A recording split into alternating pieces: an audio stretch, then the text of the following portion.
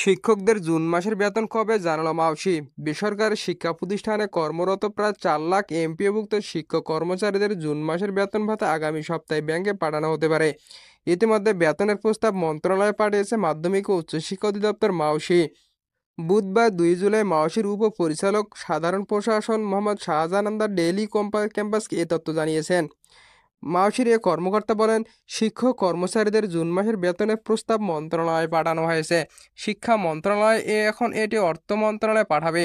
অর্থ মন্ত্রণালয়ের অনুমোদন শেষে চিফ অ্যাকাউন্ট্যান্টস অফিসের মাধ্যমে বেতনের অর্থ ব্যাংকে পাঠানো হবে। এই কাজগুলো সম্পন্ন করতে কিছুটা সময় লাগে।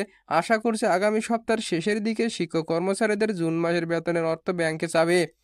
জানা গেছে, সরকারি কর্মকর্তা কর্মচারীরা ইএফটির মাধ্যমে বেতন ভাতা পান।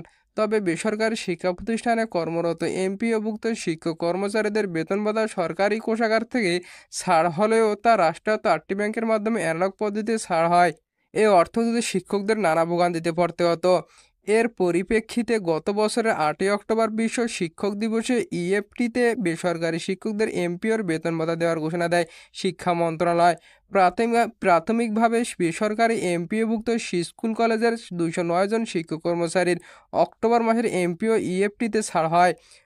পরবর্তী সময়ে গত 1 জানুয়ারি 1,89,000 শিক্ষক ইএফটির মাধ্যমে বেতন ভাতার সরকারি অংশের টাকা পেয়েছেন। দ্বিতীয় ধাপে 67,000, তৃতীয় ধাপে 84,000 এবং চতুর্থ ধাপে 8,200 এর অধিক শিক্ষক কর্মচারী ফেব্রুয়ারি এবং মার্চ মাসের বেতন পেয়েছেন। ইতিমধ্যে শিক্ষক কর্মচারীরা মে মাসের বেতন ভাতা পেয়েছেন। আগামী সপ্তাহের শেষের দিকে তারা জুন মাসের বেতন পেতে পারেন বলে জানিয়েছেন সংশ্লিষ্টরা। তো বন্ধুরা, যারা এখনও চ্যানেলটি সাবস্ক্রাইব করেনি, এখনই চ্যানেলটি সাবস্ক্রাইব করে বেল বাটনটি অন করে রাখুন।